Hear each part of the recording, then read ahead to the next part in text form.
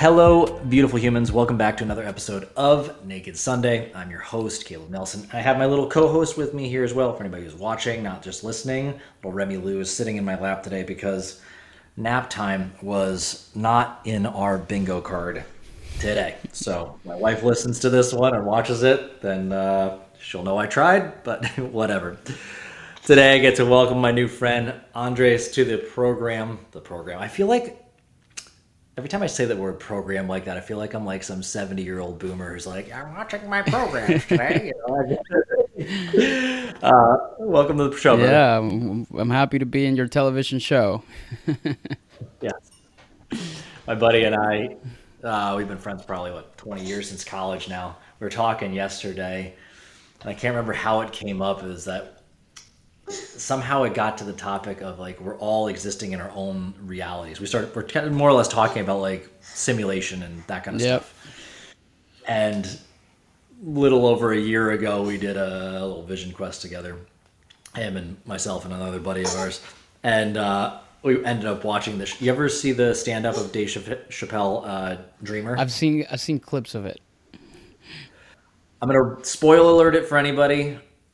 Maybe spoiler alert for you a little bit here, but there's a moment at the end where this kind of the premise of the show is like we're all just existing in each other's dreams, more or less, and it really has stuck with. Clearly, I'm thinking about it a year or so later, and I've watched the special a couple more times over, but it's interesting when we just think like we're just another character in somebody else's existence, Man, and we, it's we not. go down the rabbit hole of that, and you read a lot of the stuff on, quantum physics and, matter and all that stuff. I mean, like, it blows your mind into, like, really what is and what isn't, right? And, so, yeah, that can get into a very in-depth I'm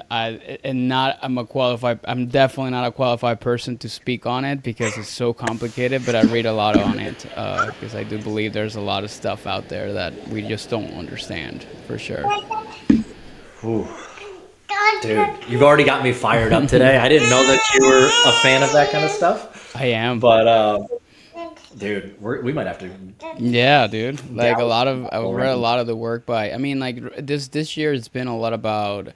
Every year I have some form of theme, a keyword or a sentence or something that I try to kind of make it my main area of focus for the year, like in broad, like just like in a broad spectrum. And this year for me was just mindset mastery. So for me, it was just really trying to master my thoughts, really trying to kind of get into understanding really how they shape up reality. So I started reading a lot of the work by Joe Dispenza. There's a guy that went on to Mel Robbins' podcast. He's a neuroscientist, and his name is James Dodd. He wrote a book called Mind Magic. And he literally speaks about the whole science, the neuroscience of manifestation, and it was mind blowing. And then like now I just read a book by Bruce Lipton called The Biology of Belief. So now this is now a doctor biologist who now speaks on the biology of the cell and how our environment shapes up the reality. So it's like you got three different like people, right? You have a person who speaks about energy. You got another person who speaks about the science of the brain. You got another person who speaks about the cells, and they're all kind of converging into the same type of conclusion that is like we create our own reality, right? And like we are in charge of that, and our thoughts obviously shape that up. So yeah, I've been eating that up, man. And it's crazy, and I think it's true, as I've seen some stuff in my life, kind of shaping up differently, and it makes sense a lot of the times when you kind of start to really understand it. But yeah, it's complicated. It's definitely a lot of woo woo for many people. So Dude, as if I wasn't already fired up about this conversation today, you just already, what are we, 3 minutes in, 4 minutes in, something like yeah. that? Boom. I just finished Dispenza's book. Supernatural. What's it called? I read that a while back. That one didn't hit as much for me as Breaking the Habit of Being Oh Yourself. well, I gotta get that one now because I think I haven't. That was a good Yeah, one. I think that's his newer one, right? I guess I've just got the what is it, the Spotify Premium like gives you access to a bunch of audiobooks too. So I'm just kind of here's the next suggested thing, and I was like, sure, I'll check that one out, and I like that one more. But piggybacking off of this, man, I like to start all my episodes with actually why I appreciate my guest. I think it's not a crazy idea to say we should probably start telling each other why we love each other more, because it's a good thing to do. I would think we'd be surprised how much farther we get in life with that. But part of the reason why I was so excited today is, I mean, we talked for what, 15 minutes, maybe 20 at most last week. And what I really admired about you is like, right, just here we go. Like, we're here. Let's just start talking. Let's be real. And I'm definitely at a place in my life where I really just admire and only really want to make space for people who are willing to go there, be real, share all the stuff. I mean, you're telling me about your kiddo and your wife in the other room, just living, doing their thing, and obviously you had me there with my kid, and it's like we were just able to be real human beings together. And I don't know, there's something about that really speaks to high character because it's not easy to just be yourself. Yeah. I think that I know I've struggled in my life, so just want to share that Yeah, with you no. and let you know, man. I Authenticity. see you. Yeah, Yeah, man. I love it. yeah. I appreciate that. Oh, you're very welcome. Just so people have a little bit of context, a little bit before we get going down the rabbit hole of wherever this thing's going to go today. You know yourself better than I, so please share with the audience, who are you? Sure. So the best way I describe myself, I practice as a registered dietitian. I was not a registered dietitian my whole life. I grew up in Venezuela. I was actually born and raised there and lived the first 21 years of my life there. I grew up wanting to be a doctor. Remember, my younger years, the pictures that, we have of me, I'm wearing stethoscopes and like, um, what's it called, the doctor robes, and the lab coats and stuff like that. And I also I'm a Virgo, so I'm a very analytical person. So in school, I was very analytical about what was required for me to go into medical school. So I studied a lot to help me get my top of my class, top grades, all the things that I needed to do. So I try to excel in everything, and I was a very competitive person. So when I was 18 or 17, I had to apply for medical admission or for medical school admissions. It's a bit of a different system there, and it's very competitive. And I didn't get in. 10,000 people apply that year. 30 people get in only. I got 300th place, so top 10%, but not quite enough to be able to make it happen. So I was devastated. But then I took a year off to come to the United States as an exchange student to Indiana, out of all places. Learned English, and I went back home, and they gave me an option to start nutrition school. And they said it is part of the same medical school, so you can enter it, you can start apply for it, which is easier to get in, and then you can just jump over to medical school like in a 1 or 2 semesters. Well, I never jumped back. I never jumped over. I decided, and I realized that I had a newfound love for understanding how the body worked and how nutrition had an impact on it. I also wanted to work in sports. I was an athlete my whole life, and I wanted to be a orthopedic surgeon and fix athletes' knees. That was like my thing, and I realized there was an entire field called sports nutrition. So I was like, well, maybe this is something interesting. And then I wanted to come back to the U.S. because I figured this is where some of the top athletes in the world are. I want to come here, and I applied for scholarships. Never told my mom about it. Eventually, I did because I needed a little bit of their support. But I got it into a few schools, and eventually went to University of Southern Indiana to get my bachelor's degree. So that's how I ended up here. Packed a couple suitcases. My mom helped me moved in here, and that was the last time that I lived back home ever since. And I'm currently 37, so I have been in the U.S. for nearly 16 years ever since. And yeah, it's been a journey. I guess like the long story short of like my career is I became a registered dietitian. I went to get a lot of my medical training around nutrition in Texas and Houston, and eventually came to Florida, which is where I live now. And I work with some of the top athletes. I actually fulfill my dream to be a sports dietitian, and I work with people in the NFL, Major League Baseball, NHL, Olympic athletes. So it was like very rewarding time for me through different sports facilities that I had an opportunity to be on. But I was working for somebody else, and there's a part of me that always wanted to just start something on my own. And that's where I started this company, which now I founded, called Planos Nutrition. Planos is a Spanish word for blueprints, and it's what I am, that my vision and my goal is to help people build their own blueprint of success for their own health and wellness. And that's what I have been doing since 2015, that I founded this. And yeah, I live with my wife GB, who's also a fellow Venezuelan like me, and my son Max, who was born here. So he is a gringo, Venezuelan gringo, I guess we can call him. And yeah, we live here with our dog Ollie in Tampa, Florida. We call this home now. We don't know if it's gonna be forever, but yeah, I spend my days coaching clients, coaching people, and trying to figure out what's next for me. So that's a long elevator pitch in there for your audience.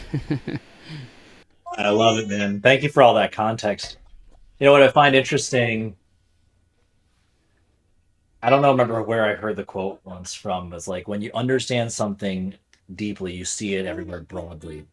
And where I'm Mm, going with this is, we had talked a little bit about this woo-woo stuff before, and you're like, I don't know how people kind of get there, but what I find interesting is you've gone down this path that was highly analytical, highly like, concrete, doctor, lab coats, nutrition, even sports, like very I mean, all those things are they're performance driven. There's a lot of numbers and there's a lot of calculations. There are a lot of like very exacting, rigid kind of ideas around that, to then start bridging over to the quote unquote woo woo side, which is a little more touchy feely, a little less concrete. It's hard to put your hand in. You and said yep. like Virgo before. I'm like, you'd get along real well with my wife because she's a Virgo as well, and it's Virgo season, so probably all the things are aligning right now. Yeah.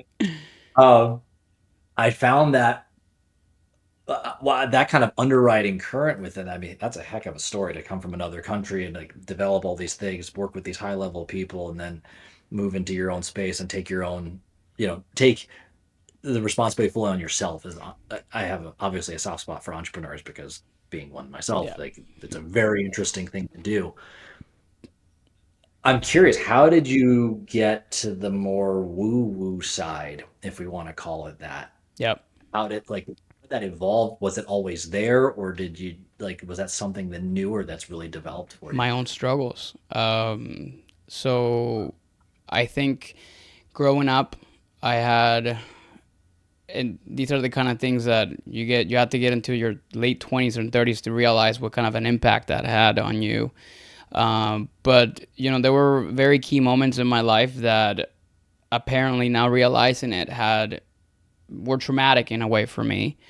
Point one is living in a family in a very kind of wealthy situation, big house, cars and boats and all kinds of things. And I remember that being seven, up until I was 7 or 8 years old, very successful dad, and overnight losing everything, and having to move to a farm, right? So at 8 years old, I didn't really have an understanding of really what that meant for us, and what losing everything really meant in that point. And I was kind of put in a place where I just kind of had to grow up very quickly around that time. That was moment number one. And then the 8 years that follow, or like 6 years that follow, we struggled. There was a point in time where, I never tell people that we were homeless, but we got close to not being able to afford a home. In fact, we couldn't, and we had to move with a family member to be able to keep going. And my mom, like, I had to go to work. She never had been like had to have a full-time job, and so we struggled quite a bit. And I think that time really created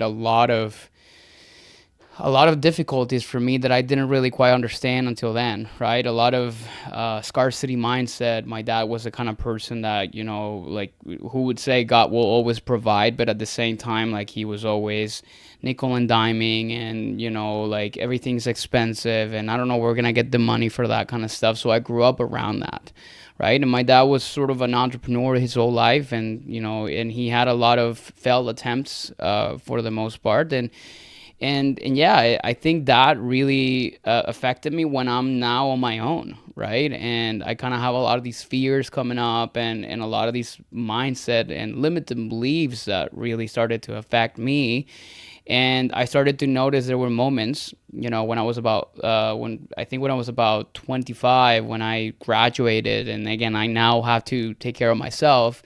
That I have a lot of debt, which I thought was a lot of debt then, and I was like, how am I gonna pay for this? And this is when I started to really dive into the world of all this stuff. Right, I started reading things like, work from entrepreneurs, like, started reading about, Tony Robbins and all these different people, and that's where the journey started. Right, and then fast forward to 2020, 2019, and then I met my wife, like, around 2016 as well, and we were kind of in the same wavelength, and we started to realize that, we there's a lot that we had to resolve from our past. And I've been in therapy for years. I was like diagnosed with depression not too long ago. And yeah, we've gone through like a lot of ups and downs, but I feel the past 7 years, it's when everything from my past just like exploded, and realized it was like, wow, like all this stuff really truly affected me. And that's when I put and double down on, like, I need to really master disability. And I always like tell my clients and people that I coach that I'm grateful that I had the awareness to be able to understand what the implications of my past into my present. And the reason I say I'm grateful is because there's people that live their entire lives not really realizing what that could have created, and explaining really what it means for them today. And to me, that was something that I'm still excited and happy about, because now I see this as like, okay, like, this is the work that I gotta do. This is why I'm in in this plane. This is why I came into this life. Maybe this is part of my purpose.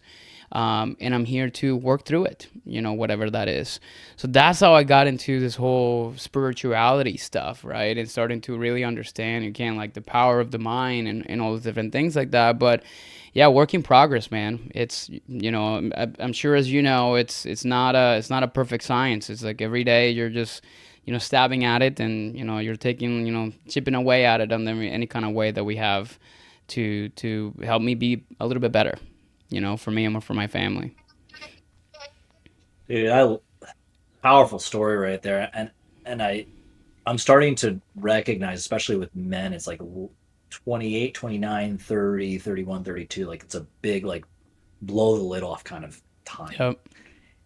And so for you to say, well, past 7 years, right? So he's 37, you're 30, and now you've just been really going inward, which I really admire. We're in a day and age where I think therapy and internal work and all that stuff is less taboo, Yeah. especially amongst Yep. men. So I really, and you just like, did you have reservations about going that path, about like confronting that, or I did. was it like What why? mostly because I feel like when I my relationship with my parents is a little bit like, in a way broken, because I feel like, in a way, I never had these conversations with them, right? And just like they always say, they never had the same resources that we now have to be able to work through this stuff. This is generational, right? And my dad, followed suit after my grandpa, and who had very similar type of things happening, right? But then my dad fixed a little bit of what his dad back then was not able to do for him. So now it's me now fixing some of the things that came generationally. So the way that my therapist sometimes explained it is like, imagine, like, you're just in this, like, I just imagine this image of you holding the chains of all your generations behind you, and it's like, your burden to really try to fix a lot of things. So it really kind of carries a lot.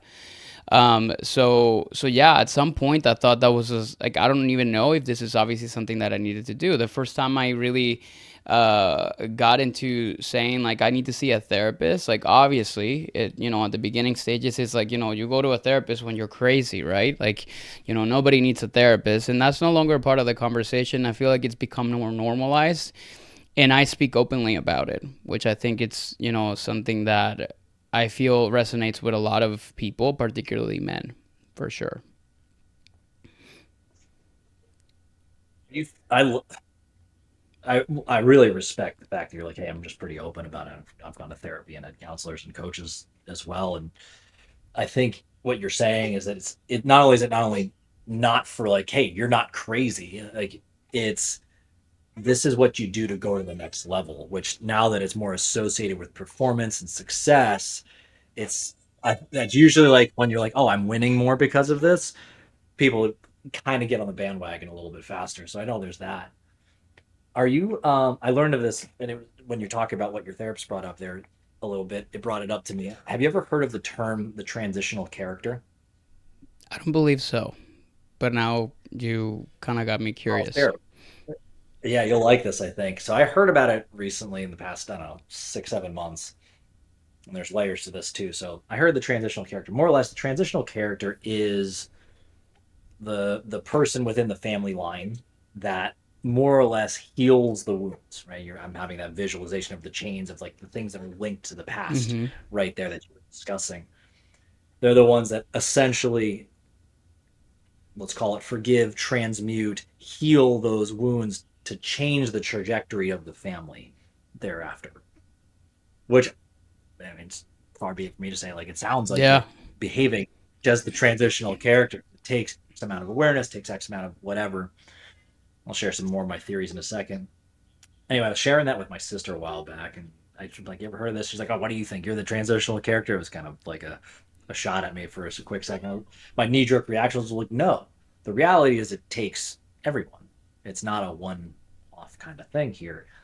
And where I'm going with this is like what I started to evolve into, what I think is primed in the world right now, as you talked about, like, hey, the generation before didn't get this, but they moved it forward a little more, moved it forward a little more. Our millennial generation, I think we're really primed as a generation to be the transitional generation. We're a bridge from the old, especially with the changes in technology, where we're going with AI, like completely different. We were the last generation to really know what it's like to grow up without a cell phone in our hand. Like we know what that life looks like. We're the generation where work life balance and purpose and meaning of life is more at the forefront than just I'm going to be with this job for the rest of my life. Therapy and internal work is seen as not taboo. Yeah. We're bringing it to the forefront. So more or less, I think our generation, in many ways, is poised to bring us further into the future, propel us into the future. Continuing on this thread, I stare at the Maslow's hierarchy needs constantly, almost all the time. I think what we're really doing here is pushing ourselves into true self-actualization. Like our job of this generation, or if there's a plight of our generation, is we're moving us collectively into a who are we? Like not first who am I, but also who are we as a collective? How do we see Mm-hmm. ourselves as well? Which leads itself to like where are we going as well? Because there's so much up in the air right now. There's such a everything every generation is always like, well, it's just it's crazier than every other. The leaps and bounds of where technology is like there's a quantum leap that seems to be at stake right now, and how are we gonna not basically nuke ourselves is going to come down to the healing I think that we must do as we start to interface with things like AI and the other types of technologies that are going to emerge from Yeah, that. and I So, think to add to that, and I think my job as a coach now, and this is why I feel like for me, what I do is so much more than just like, teaching people nutrition, because I think my role has expanded outside of the realms of health, right? And or at least just, food and fitness and nutrition, because now my coaching conversations are around, okay, why do you feel these are struggles for you? And like I tell people, like my job is no longer, yeah, a lot of times it's to tell people, yeah, this is how many grams of protein you need to be consuming, but more than that is, why is it so hard for you to sometimes like make decisions around food, right? Where is this coming from, right? And I realize that, the people that have struggles with their health, their bodies, and all these different things like that are usually rooted in a long list of things, usually rooted in their past. So the amount of times that I have refer, like, because I guess like I borderline like therapize some of my clients, but in a way based on some of the stuff that I've learned, but I have to kind of establish a boundary. But the times that I have encouraged people to say like you need to work through some of this stuff, and they have, accepted it and went into seeking help and therapy and stuff like that, like every single person that have gone on that route, they just came to me and say, I'm so grateful that you allowed me, or you helped me see something that I couldn't. And they started therapy work and stuff, and it's like, it's the hardest thing I've had to do, but realizing that I was able to do it. And back to what you're mentioning collectively is, yeah, like I think this is, we are a key generation of change because of the same things you mentioned. First, we are the last generation, like, out of like the analog phase or analog, like, society, right? We're also the generation that started to understand, connected to technology, to understand, like, we have to do things better than our previous generations, right? So we are just like this like beacon of change, right? We're laying the foundation for like this Exodus and like all these other, generations that are following through. And I feel like it's our duty not just on ourselves, but also to collectively do it, right? It's part of like the, and I guess Joe Dispenza call it like, the collective consciousness, right, that exists in the world. And I think that's why for me it's so important to just now not just coach people nutrition. And this is the part of it that I'm struggling with sometimes within my business, is because of the fact that people come to me because that's what they expect of me. It's like, how do we teach people how to eat? But in reality, that's just one symptom of a deeper problem. And I'm sure you probably have ran into the same things, knowing like, what you know now, right? I hear so many parallels of my own journey. And there was a moment like I could I started getting bored. Yeah. Dare I say resenting having to talk about having to, that's a strong word. At that time it was a having to talk about food and exercise. Like this isn't the problem. So just hearing you be like, what I typically see is like everybody thinks this is a tactics problem. Oh, it's if I just do this much exercise and I eat this kind of way, then I'm going to be happy. But the reality is, like you were just bringing up, there's these underlying conditions that are actually getting in the way of you doing the things that everybody more or less already knows. Like you can find all the information on the internet. ChatGPT will spit it out for Yeah. you. It's like you have it all. You have the whole plan. And I think people are starting to realize that it's not actually a surface level problem anymore. I think that general consciousness around that is starting to become more aware. I think there's an understanding, and this is my prediction with where AI is going to, what's going to happen with AI. It's going to force people to realize what they're actually paying for when they get a coach or a mentor or whatever you want, whatever word people want to use, is you're paying for a relationship. You're paying to have more or less somebody who you align with on values and aspirations and maybe even some of your own personal story, right? Like, oh, I see a lot of my own journey in that person, but you're paying for the relationship here. It's often feels like, oh, I'm paying for a friend. Where I think in previous generations that's thought as weird. Now it's like, no, no, no. This is what this is how I support this person, but this is also what I get from in return. Like this is how we keep the thing going because the tactical stuff eventually is going to be able to be like robots can do most of the stuff. Robots are already starting to cook food and make it perfectly like consistent and you don't have to have any waste and all that stuff. It can all get done for you. If most of that stuff can get done for us, what else is there to do? Let's to shepherd people through the transformational experience, which for anybody who's listening, what he's talking about is Like that's real coaching. It's not you're just the macros and your workout program for the week, guys. If that's all it was, you wouldn't need a coach like that because again, the information's available. It would take a few seconds. It's what were the underlying things that are getting in the way of doing the things that you already know you need to do. So I, it's a hard thing to explain though. Like Yeah. you have to see enough layers of it to be like, oh, this is what's really going on here. It's not. Why is this really the problem? Yeah, yeah. I So think it requires a certain level of emotional intelligence. I think it's like the word and the key word that I think it's used within this, where not everyone has it or has kind of like rise up to the level to have that level to really understand this in a certain way, and not it's not a good or a bad thing. It's just simply it's just environmentally or where you're at really what defines that, so I think there's a lot to it that a lot of times it goes over people's heads in a certain way, or does not allow them to see how this potentially can impact them, in all the things that they have. And then again, they just focus on the symptoms, right? They just focus on like, if I'm overweight, I need to eat better. I need a diet plan. I need these things and stuff. And this is why I feel like I've gotten so not disconnected from my career and identity as far as a dietitian, but more,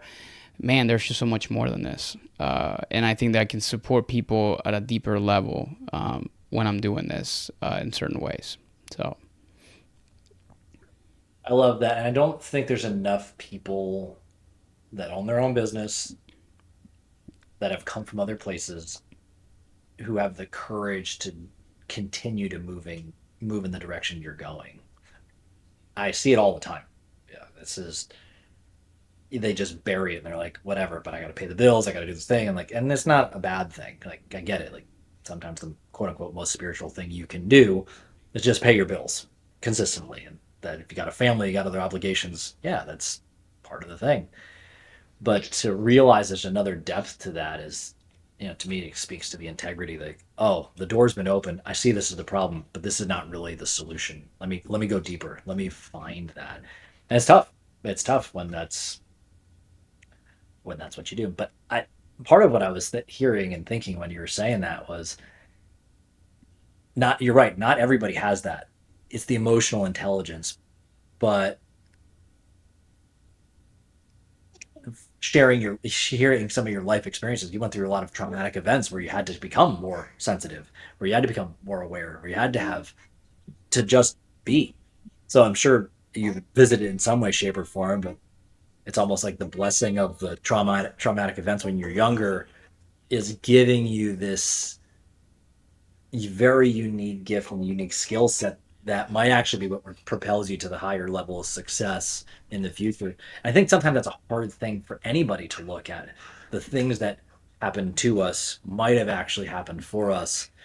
It just yeah. takes sometimes so much Yeah, time. your I think somebody said it. I don't remember who it was. Your mess becomes your message, right? It's all your stuff that you went through eventually turn into the way that you can change others or inspire changing others.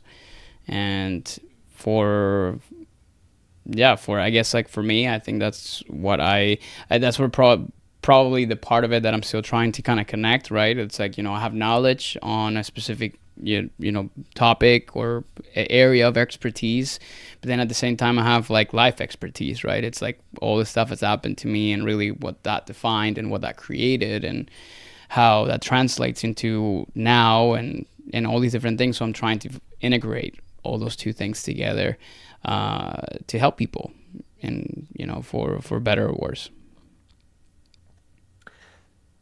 It's not easy what you're talking about. Yeah, So I'm speaking personal experience. To present a holistic model like you're talking about, it takes time and empathy. Yeah, you're wanting to be part of the conversation. I get that. I think people. Here you go. Come on. Here you go.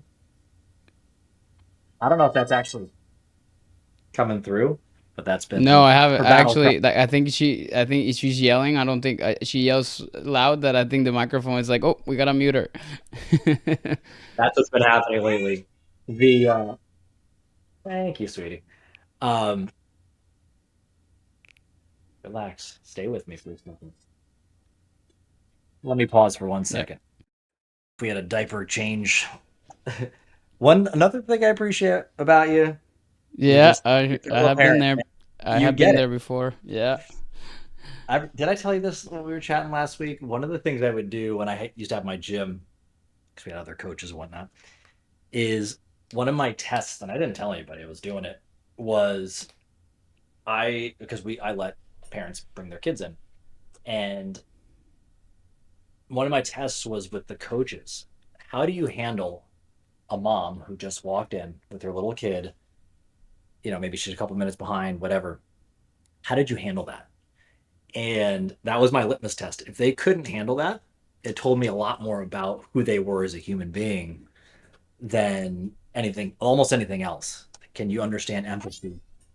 Can you put yourself in somebody else's shoe? Can you deal with the chaos that a kid provides as she yeah, screams and like those things? But it was more like the feeling like when you have a parent or a mom, like especially a, a new mom who's trying to get her body back and is feeling insecure, trying to work hard, do all that stuff, balance everybody else's schedules. And when they come into the gym, for them, it was like, I just need a few minutes to feel like a human being and yep, talk, talk to an adult.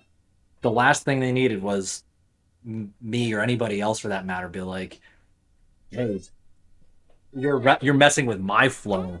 yeah. It's like this is That very empathy, and I think and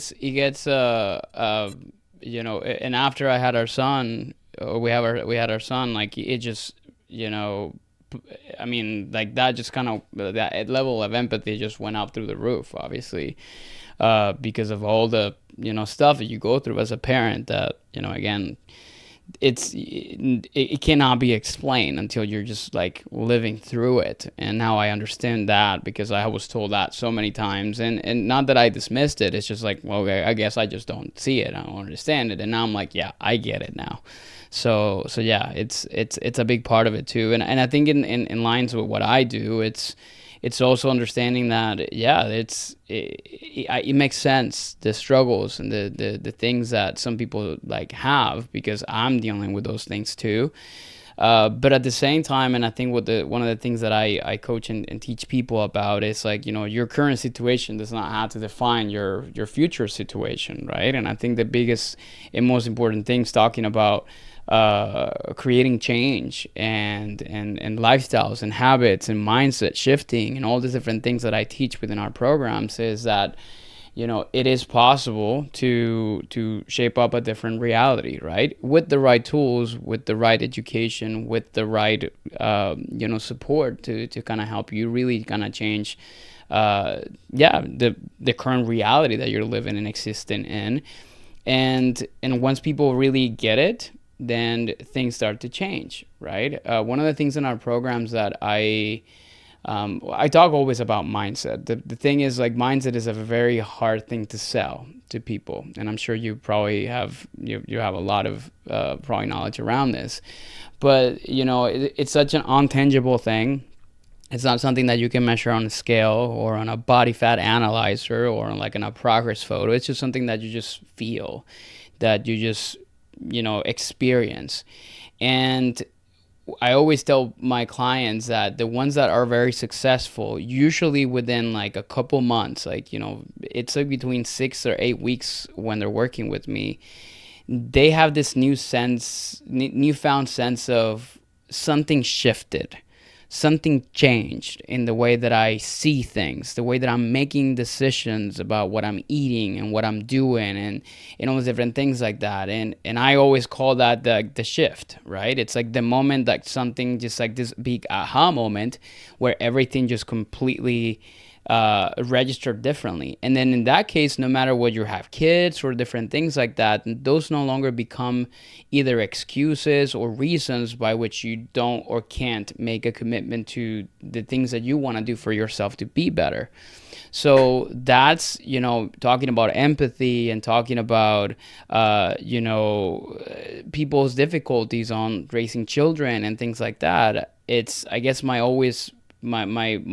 big message around this is like, yeah, it's hard, but it doesn't have to be hard forever, and you're just simply navigating through different waves, but there's tools and things that you can use and implement for yourself to be able to see the other side of the coin, as far as that process goes.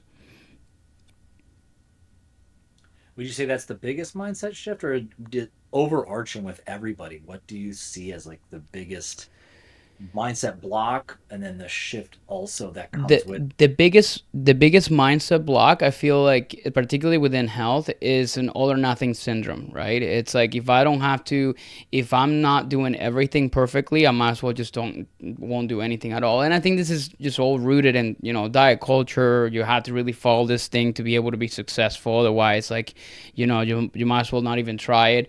And I think because of that same, weight loss industry, where it's, or just fitness industry in general, where it's like you have to follow the package directions of this program, of these things. Otherwise, like, there's nothing better.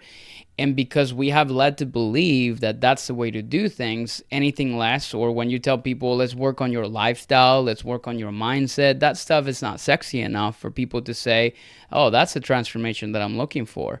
Right. And this is why sometimes, like, the type of coaching that I do, it's hard to sell versus, just take a shot, or like an Ozempic, or just go and, like, do this, like, crazy program or whatnot, because, those things, like, well, if you do these things for 8 weeks, you're guaranteed that you're going to do X, Y, and Z. So people go on this all, right? So, like, the all or nothing, the all part of the all or nothing. And then what happens when they're done is, well, I'm done with this. And then they go back to their older life, and they're not necessarily creating lasting change. And for me, I guess, like, what boils my blood is whenever, and it's something that when I talk to a person that I coached, right? And in a year from now, I hear that they gain all the way back, which has happened. I get upset, right? Not upset at the person, upset of myself, because, well, either I didn't equip this person with the right tools for them to be successful long term, or well, obviously that person did not use the tools, but I could, because I'm hard on myself a lot of times, I kind of blame it on me, right? And that's ultimately, for me, what I feel is, it's the best representation of the success of our program, or the things that we do. It's not what happens in 4 months, which is our duration of our signature methodology, but rather is, where are you in 2 years from now, right? So I think the biggest issue that happens in many people is they're not necessarily developing the long-term habits, mindset, and things like that to support them. And I think it's a lot of times rooted in this cognitive, like, I guess, distortment of, I have to do everything perfectly, otherwise I won't do it. And we all suffer of that in some way, shape, or form. All entrepreneurs all kind of have this issue in certain way, shape, or form, and I think we're learning to kind of evolve around it. But a lot of times when you have it within your health, it's very difficult, because you're always in an on and off switch. And I teach my clients this concept I like to call it dials of effort, which is, you can turn things up or down depending on your situation in your life, particularly as parents now, right? You have to kind of set realistic expectations of what's possible.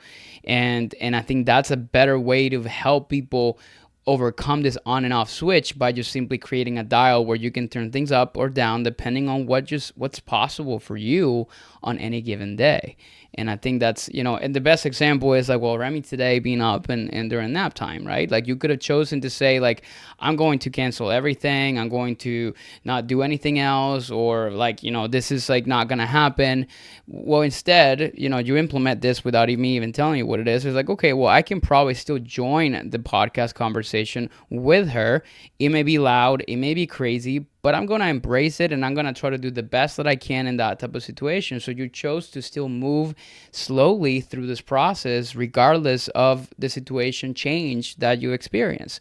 And I think that's what a lot of people have a hard time really doing. So, one, I commend you for that because I think not many people have the capacity to do that. And two, it's something that people can learn from, right? Where you can just simply adapt and adjust and learn that sometimes you can just, tone it down a little bit. It doesn't necessarily mean that you're not moving forward in whatever goals or things you're really trying to accomplish. If I didn't love you before, I'm going to take the compliment, what you just said there. And while you're saying, I'm like, bro, get out of my head. This is what's going on. I have thought a lot about this.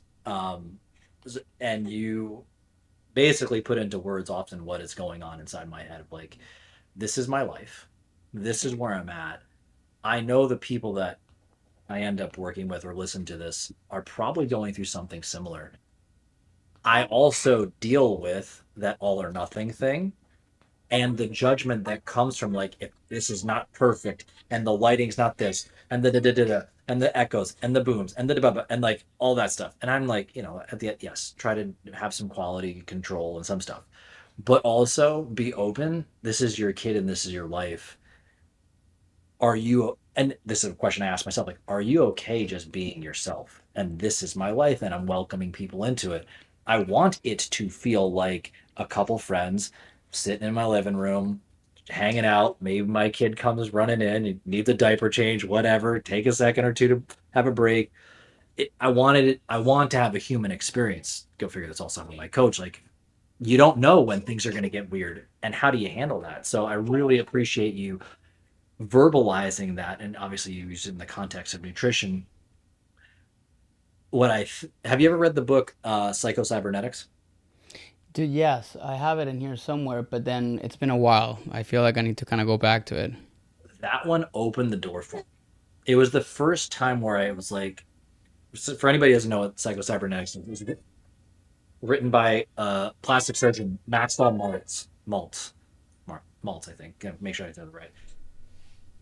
Everybody who's ever seen plastic surgery, it's a very drastic, very immediate thing, right? The ultimate of here's your magic pill, right? Or at least the concept of it. Do this, go into the knife tomorrow, things look different. And what he was noticing is he'd have these people go into these incredible transformations physically, but they still just saw the ugly duckling on the inside. So naturally, there's this sequence. Yeah, everything just now came back around the book. Yeah. Well, the sequence started to become like, even plenty of people have seen it, like the person who now gets addicted to having tons of plastic surgery, and then all of a sudden they're an unrecognizable person 5, 10 years later, and not the necessarily the best way. And more or less, the framework here is like, unless they did the internal work, the mindset work, whatever word we want to use right now, they were always going to see the ugly duckling staring back in the mirror. And where I'm going with this is that the what more or less he said is like the capacities of your growth are limited by the mind, but it's the foundation of your life is how you view yourself, your self concept. If you want to expand your life, you must expand your self concept, and it will go. In my own coaching, and it sounds obviously very similar to you, like how you're making associations to other life, is like, well, that's it. You have to shift the mind because the mind is the foundation. This mindset is another way of saying like your identity or your self concept. Your entire life is built on that. Yep. Your entire life was constructed to fulfill whatever you saw internally in the mirror, to however whatever label you've given yourself. It's all designed to match up with that. So the weird part to tell people is like, you're not happy with your life. You chose to be this because you continue to reaffirm that. Um, and then go one step further. I'm sure you've learned this from all your studies too. Is like what people really don't like hearing is that diet. It's actually just a very bastardized modern term, but it comes from the is it deus or dietis, the Greek or Latin term meaning way of life. So yes, it must actually change your way of life, but with that, your life is a reflection of how you see yourself. So if you never want to change how you see yourself and your identity, your lifestyle's not going to change. Like you just said, if you didn't change the other stuff, how you viewed yourself and did the internal work, a year later, you're going to get back to, put back on the 100 pounds or whatever the thing is. So Yeah. you ultimately said that. But And this applies in so many right now in the health world. It applies in so many, and I have so many examples. Like example one or exhibit A, we have weight loss surgeries. This is before Ozempic, right? So people get an anatomical change, but they're not changing their brain. I have so many cases of that, including members of my own family who have gone under the knife to change their stomach so they eat less, and yet they're still hiding food even though they cannot really tolerate it. They're still thinking in a way of in the body of like, the 100-pound extra person that just it's just still living inside of them. So they didn't really do the work to really change what it is. So every time now that people goes into those type of surgeries, I tell them like you have to do the inner work before you do that, and if not, you're gonna find out soon enough exactly what the results of that are. So that's a part of it. Second, now it's now Ozempic and all these like weight loss medications, right? It's a tool, right? But then now you're just now becoming dependent on that to help you lose the extra weight and whatnot. But really, ultimately, you're not really focusing on how to develop the habits just to feel satisfied. And again, this is nuanced for certain people, but that's a second example. Then we get into the other extremes. I'm sure you've heard of Liver King, right? And like the whole craziness that happened, like with him being on peds and a bunch of steroids and all kind of stuff like that, and he just really opening up at the fact that he's just massively insecure with himself. And what dudes look at him, it's like, dude, you're jacked, like you have like more muscle than like anybody I know, right? So when you look at somebody like that who looks at himself in the mirror like he is a piece of whatever, it's definitely allows you to understand. Now obviously the change that needs to happen is within. I tell people in the way I coach them is, you got to start to love yourself at every stage of your life, regardless of where you are. It sounds kind of, cheesy, but it's the reality. In fact, I have them do an exercise, which I think is very profound yet very difficult to do. And I call it the mirror exercise. And I ask them, I want you to, I do this with guys and women, with men and women, where I asked him to stand in front of a mirror, ideally without any clothes on, right? Maybe on a naked Sunday, pun in there. And I asked him to just look at their body, but then rather than pointing out the negative parts of them or the weaknesses or the things that they hate, which is really what your mind gravitates towards to first, try to pick one part of you that you actually like and acknowledge it. So you like your pinky toe? Okay, say it. You like, I don't know, your hair, your eyes, like you like your ears, like look at them and say like, man, like I love my ears, right? A lot of the things that I've learned this year is that there's two parts of you, right? There's your consciousness and your subconscious, right?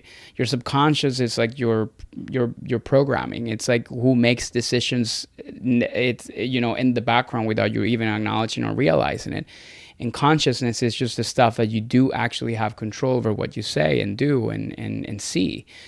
Now, what people don't always know is that your consciousness only amounts to about 1% of the things you do every day. But subconsciously, it's 99% when you think about it. So when you consciously tell yourself, man, I love my ears, or man, I love like my legs or my feet or my smile, you're now feeding that part of yourself that is internally embedded in you to say like, oh, this is important to this dude.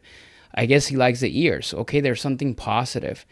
And again, this is woo stuff, but it starts to really change the things that internally are programming you to say this is negative, this is bad, right? And again, this takes time and this takes a lot of repetition. And it's like going to the gym, right? In order for you to be able to change your mind, like you have to really put in the reps. So I think part of what there's this conversation, which is like, we got to change from within. It starts with that, to realizing and acknowledging that there's parts of you that are right, and you have to really not only look at them, but at the same time telling yourself these things are right. because when you do, you are internally telling yourself this stuff is important to me and I want more of this. And I'm hoping that makes sense. And I'm sure maybe kind of went over people's heads a little bit, but because it went over mine when I started learning about this stuff. You said it very eloquently and very cleanly. The first thing that came to mind was where attention goes, energy flows, Yeah. right? And for the record, that's what Naked Sunday was. It was an exploration of why do I love myself. That was it, point blank. So everything you just said there, I'm like, my guy, we have way too many parallels in our life with these things, especially professionally. Uh, I love what you're saying there, and I think if people could just simplify it down to that, you one of my favorite things is saying you can't not think about something. So the example is don't think about pink elephants. Seriously, don't think about pink elephants, but really, really, really don't think about pink elephants. All of you thought about was a pink elephant. So what you're bringing up there is for somebody to go look in the mirror instead of being like, uh, man, I hate my abs. I just got to do something about it. These abs, they suck. There's whatever. I'm gonna go punish myself into trying to deprive myself and not eat and whatever. And I've been somebody who's done all these things. Instead, I'm gonna focus on the love that I have. Oh, I love my smile. I love the people I have in my life. I love what it does is now it amplifies the energy of love. When you operate from a place of love, and yeah, you're right, it does sound really woo woo and really like soft and glittery and what. No, it has hard concrete stuff because the more you like you treat yourself differently when you genuinely love yourself, not like the pop culture self-care kind of thing. Like you genuinely will look at food in a way of like, man, I love my body today. Like that was enough food. I feel much better. Like, wow. You know what? I love how I was working on myself today. I want to keep that going. When I have a salad and, some lean chicken, I feel really good. That's going to be my act of love today. It's not just like, and maybe sometimes it is have that slice of cake, but it's like I can have that one piece of cake because I really want it. It's not because I'm trying to just beat myself up because I broke on my diet. It's not a self-loathing or a anxiety reducing coping tactic. It's I'm really going to appreciate the meal and the person I'm here with, and this happens to be part of the experience, but that's enough. And what you're saying has so much power to it. In the beginning, yeah, it's a lot of reps, but over time, you're like, well, let's just use the example like I stopped at 80% full that many more times in my life because I just was a little more conscious. I didn't feel so rigid. You naturally are going to eat less. There's the eat less part.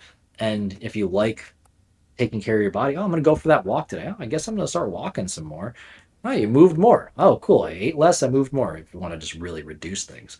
So that's my really long way of saying you very eloquently put that into words there. I really appreciate that. It's not fluffy stuff to operate from a Well, place. I was actually gonna say that. Like, it's what convinced me on the power of all this stuff is it's learning that there's like scientific basis for this. As I was mentioning earlier, the books that I've been reading is, when you're like in so many different forms, there's so much research around gratitude. There's so much research around self-compassion, and studies where they are having people do gratitude exercises or self-compassionate type of self-talk. These things are time and time proving that make people reduce risk of conditions. It helps people live happier. They have like lower depression scores, lower stress scores. All these different things are improving by simply changing the way you talk to yourself, the way you express yourself towards you, the way that you show up in life. That when you're seeing, for the lack of a better word or term or phrase, is like they're seeing the glass half full instead of half empty. And not only that, but they're focusing on filling up the freaking glass as well. So it's like the combination of things that really make up to it. So for me, that's just a daily practice. And it's honestly far from perfect because there are days in which like I am that version of myself that is very negative. It's very self-critical. It's, banging my head against the wall or the desk, really, quite literally sometimes, you know, really pushing against those different things like that. And I can see how that stuff just kind of changes my demeanor and everything else. I don't show up as good for my son or for my family or for my wife. And also in the opposite, I've seen the power where like something so minimal, just like smiling, can have. 3 weeks ago, I had a conversation with my therapist who mentioned something to me, and he said, "It's crazy that sometimes when you're bringing stuff up about you that is positive, you're not even smiling about it. It's like it's hard to get a smile out of you." And I was like, that's interesting. It's like, why don't you practice doing that more often when you're telling me something? In fact, and it's funny because like he actually asked me to act it out. Like, I want you to tell me exactly what you told me was positive about this past couple of weeks, but I want you to smile even if you're acting it out the whole time. And I did it. And he's like, "How do you feel?" And I was like, "Man, like that felt different." So what I did is like I grabbed a bunch of post-it notes and I wrote on them "smile," and I put them all around my house, in the mirror and like the fridge and all the stuff like that as a constant reminder. It's like, man, like smiling has a very powerful, energetic, profound effect. So for me, I now try to do that, particularly in those days in which, man, like, we have a tantrum going on. We have a puppy that is like, chewing on my work or whatever is the case. And every single reason for me to just, throw a fit massively, which sometimes I have, but then, bringing it back, reel it back in, and then allow myself to just be self compassionate and just like, taking a moment to just really appreciate that this is my life, you know? I gotta commend you again, like your authenticity and how raw you are about like this is where I'm at right now. I even there's plenty of times I wish I was more transparent or more open about, hey, I'm right in it right now in my own version of whatever that is. I really find it very powerful what you're sharing there. I was curious about the smiling element here. What did you find that that's tied to? Like why you wouldn't smile about yourself? I think it's just this, being hard on myself, like, the perfectionist type of mindset, the like, everything needs to be like perfectly aligned for me to be this. Like, if there's something that is not really what I like it to be, there's no reason for me to show any form of happiness or excitement. Like, this is not enough. So, this is where the stuff kind of shows up on me on like the all or nothing. So, let's say, for example, if we kind of going through a financial rut, but like my son is healthy, my wife is healthy, I'm good, I'm fit, all these different things are happening, I have no reason to smile because there's a part of me that it's still not great, right? If my finances are great, but then like, there's stuff around my family, then there's a reason for me not to smile because there's something that's off. So this goes completely opposite of what I've been sharing, but it's obviously also sharing, in your own words, authenticity of the fact that I struggle with this stuff still every day, right? So, and I think again, for some people, it is when I'm coaching clients, it's like, hey, what's a win from like this past week? And they can't really see something. So I see them, I see myself in them. It's because, well, like they had a bad day of eating, right? So it just simply becomes this, well, I haven't really like mastered this. I haven't lost the 20 pounds that I needed to lose. So like everything else in my life, regardless of how great it is, it doesn't really amount for this because nothing is all fully perfect right now. So I think that's the reason why I struggle to smile sometimes is because I feel like all the boxes are not checked off yet, and I'm trying to change that. The tough one to grapple with, as you already probably gather, like, hey, it always comes back to our childhood somewhere, right? That's the what our for the classic high performer, our worth is often attached to achievement. And if not all the boxes, like there's a box left unchecked, you haven't done the job. You haven't finished the job, which is an insane thing to think. It's like there's going to be seasons of life and it's going to evolve, and like what enough is during one season is going to be different than another, which it's like this. I think about this a lot. It puts people in this place that they're just rushing through their life. They're just getting to the next thing, quote unquote. And I just got to get through this, whatever, whether it's this, my kid's soccer season or their, this school year or whatever it is. All of a sudden, they just start stacking. I just got through this part of my life, as opposed to like, did you even live your life? Which leads into like the smiling and the joy and being more present. Because otherwise, the only way you're ever going to get the job done, whatever that means, is dying. You're literally rushing to your deathbed, which seems weird when everybody's like, "Well, I'm trying to experience all this stuff in life," but are they? They're not even really there Yeah, experiencing. you're not really experiencing it. You're just, wanting to check the box that you did it, right? And this is why so many people struggle with, I mean, going back to the nothing is ever enough, right? It's like a goalpost that never stops moving.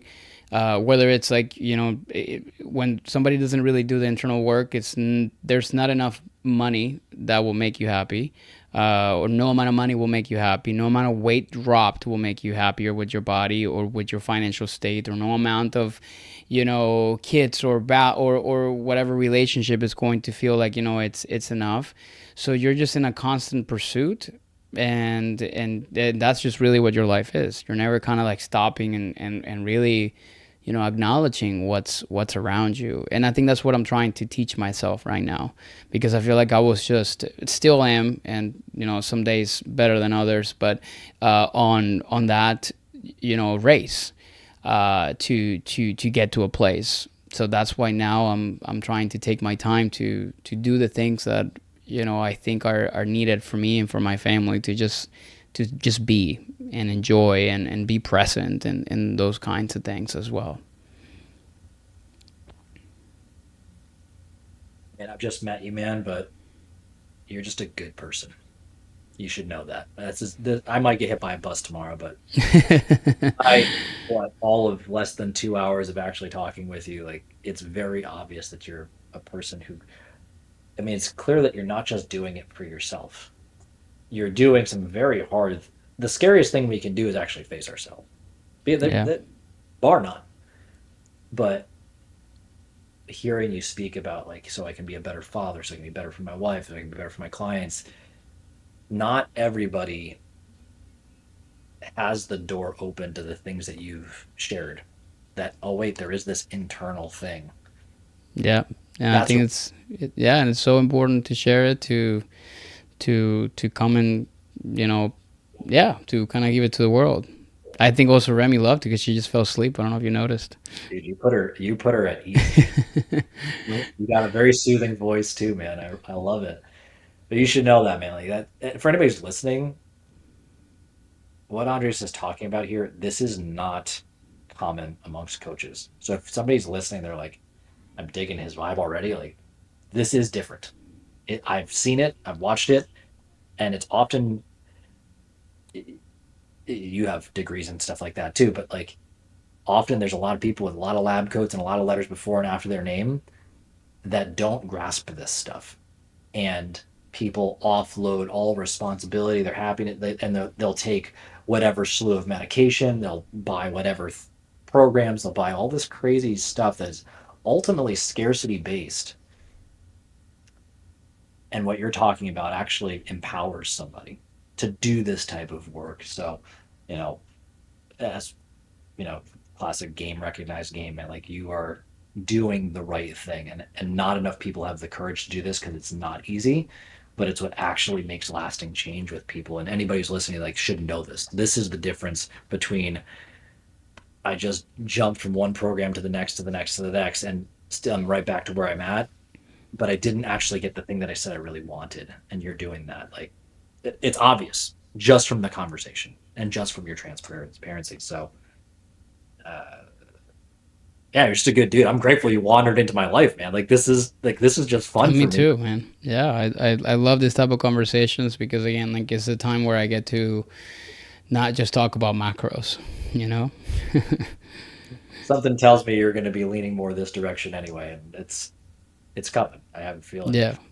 Yeah, I think I'm just letting it play out the way it's supposed to. Yeah. I got three fun questions to wrap up the interview today. Question number one: what sports or creative activities did you play when you were younger, and how did you play them? As in, what was your style? Maybe you were a certain position on the field, or you have a certain style of play. Like, what was that for you? Tennis since I was 4. Um, had a bright future in it, but I hurt myself and I had to stop. But yeah, I played tennis for about 10 years since I was 4, very consistently, and I loved it. But I was an all-around athlete. Like I was good at every sport, not great at any sport in a way, right? So except for baseball, but for in general, like put me to play anything, and I was always excelling at it. But again, averagely. So tennis and soccer, I think, would be my main sports. Soccer, I play defense. So, you like this. I studied kinesiology at school and college, and one of the first classes I took freshman year was there was an element on play. And I say it all the time, like I kind of cast it aside, poo-pooed it. It's kind of frilly stuff. Play. I struggle with like free play if there's not scores and rigid rules and whatnot to like win. I struggle with that, so it's probably just why I cast it aside. Anyway, more or less, the statement around was like play is super important because it's basically shows you how you go about problem solving. And what I heard in there, especially with where you're at, people that are generally good at a lot of stuff start to see the commonalities in a lot of things now, especially when you said in what was it, soccer, you said you played defense, especially the type of approach you're sharing with your practice. Call it preventative, call it holistic, but like preventative certainly sounds like defensive, and it's a longer term thing. It's about like preventing the negative from happening, which leads to more opportunities for good things to happen. It happens in nutrition all the time. Like, how many times can you just make less bad decisions? You're going to make a lot more good decisions. It works really well. So what I find interesting is that you've had that strategy and you've kept doing it. Now you also with you said with tennis specifically, you're a pretty resilient guy. You've shared how many different things you've gone through in your life. So you're also adept at like facing a difficult period of life, but then adapting and growing into it as opposed to just shutting yourself down. And some people just like walk away from any type of dream just because a bad thing happened and the thing they wanted didn't work out. So that Yeah, was, that's interesting. Yeah, it's very interesting. I don't know if you ever heard that. No, no, I don't. I mean, it makes sense now. Now, when I kind of put it in retrospect in terms of like my own experience, competitively too, because I'm very competitive in Oh, play and sports. yeah.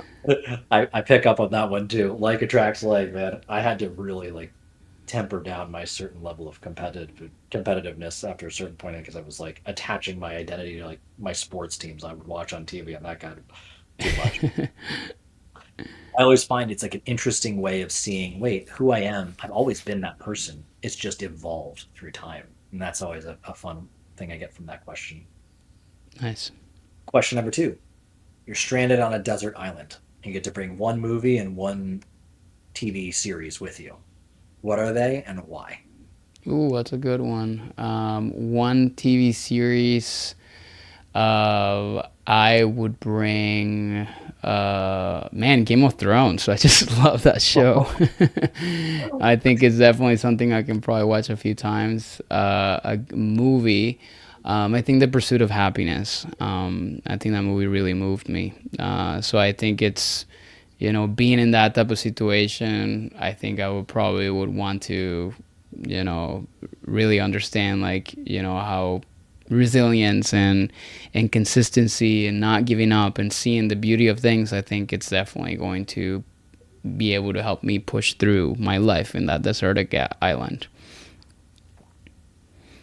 Love your answer. You basically highlighted why I think that question is important. I think the media, movie, whatever, reading, whatever genres, and things we are attracted to and would come back to tells us a lot about what we care about. Pursuit of Happiness. That one's really cool. I use that. Game of Thrones. There's also something about the fact there's a lot of stuff and there's a lot of volume of seasons. Like you could go a few weeks without ever repeating it, anything. So like it could be something to pass the time with that. But Yeah. there's also Game of Thrones. It's like it's a big chessboard essentially, and it's Yep. interesting how that all goes down. I love that. Great response. But I think, yeah, again, the things we choose to engage with, it tells us a lot about what are we seeking in life and what do we care about. And Hmm. it's a good answer. Question number 3. What is your deathbed meal? Who are you sharing it with and why? Pizza, my wife and son, because they're my why. I love you, man. That came So out easy. there's layers to this one. I'll start with food. The I fundamentally believe world peace is going to be solved one family dinner at a time, because the first real conflict and the imprinting all happens in our childhood. And what better place than that original ecosystem where you have your original, we'll call it god figures, parents are setting the tone, imprinting the first things, and how do you interact with your initial society, which is your siblings or lack thereof. There's a lot of power in that. And the second part to this, I have a thing I say is like, who's holding your hand on your deathbed? I officiated my youngest brother's wedding however many years ago now, and it was titled "The Window and the Mirror," which is, there's a saying, the eyes are the windows to the soul. But for me, it's also a mirror. The idea being is that the person across from you is showing you something about yourself, and on your final day, that person is the mirror of the highest evolution of yourself, the pursuit of your ideal self. So for it to be with your wife and your son, and for you to very explicitly say they're my why, they are the ones who are like my purpose for being. It was very fitting. I think that was Yeah. It beautiful. makes. I love that reflection too. Definitely something that will make me reflect a lot on. Glad you like that. The overarching to the 3 questions there, and to continue to tie in this message of love that we've had the entire time. Some people are kind of surprised how often like a couple dudes are sitting on this show, just talking about love and like feelings and whatnot, which I like. I like what, especially what people might see. Like, here's two guys who look fairly athletic, call us jocks, whatever, talking about feelings and love. It's it's not the shell that people might think is delivering these messages, which I always like that kind of like pivot inside people's brains. But when I was younger, my father, he worked a lot, and I, he was traveling and doing all these kind of things. But once every 4 to 6 weeks, I always knew he loved me because he made it a point to do a boys' night. I still do a boys' night tonight. Every Wednesday is I do a boys' night. Me and my buddies get together and we just hang, go have a bite to eat, and just talk about life. Uh, we would go to Sports Authority. I don't know if you're around when Sports Authority was it, but like basically a sporting goods store, and talk about my athletics and whatnot was going on at the time. We would see a movie in the same mall complex, and we would get a bite to eat, and we'd have a meal together. So it's my way of like, this was how I felt love growing up, and just being able to share that with you while you're able to experience some like visions of your own love and self concept within your own life. So Love it, man. Well, if I was there, I definitely would you be joining one of those boys' nights for sure. you have an open invite whenever you want to come up, or whenever I go down to Florida. Like, we're gonna For have to do it. sure. It'd be great. Yeah, I love it. Listen, we're getting to the end here, but if somebody's listening, they're like, I need more of Andres and the Planos. How do I say this? Planos Nutrition. Hmm. Planos. Thank you. I want to make sure I say it right. I need more of him in my life.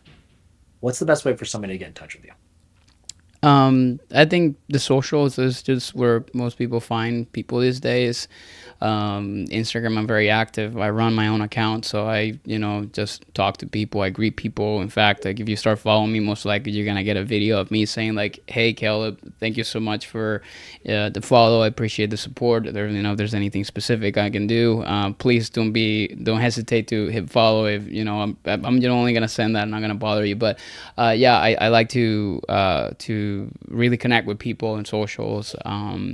You can also check out some of my longer work in YouTube. I actually do have a YouTube channel, and I share a bunch of stuff from crazy diet experiments that I do, or to just tips and daily things, just more of the knowledge stuff that I think a lot of times resonates with people. So those are the best places. Now, if you want to learn more about our work and our vision and our mission with Planos Nutrition, and really what we try to really get across and how do we help people, you can go to our website, planosnutrition.com, and you can check out some of our stuff on there and some of our free resources in there, from calorie calculators and recipes and quizzes and all these different things like that that could potentially in somehow way shape or form could support you. And also, if you're interested in working with me directly, I'm still coaching all my clients. That's a great place to go as well. Love it. If anybody's lazy like I am and didn't write any of those things down, just go to the, what's it called? The Show show notes. notes. It's going to be right there. Click the link. That's going to be your fastest way to get there. Promise it will be there. I love it. Brother, this has been awesome. This is definitely the first long of many long, great conversations, I have a feeling. What are your final words of wisdom you'd like to leave our audience with today?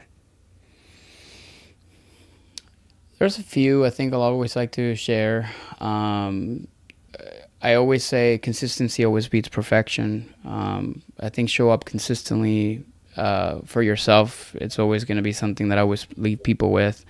The only way to fail is just to give up.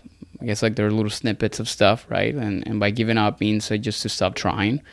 I think are key things. And the last thing that I'll share with people is what I shared earlier is, regardless of what's happening with you today, and no matter what you're going through, whether it's good or bad, is always remember that, your today does not define, your tomorrow. I also have something tattooed in my arm. I can't really show it right now, but it says this too shall pass, which is like an old proverb that I always like live by as well, which I, always say, like, right, life could be great, but then this may pass, and life could be very, very hard, and this also shall pass as well.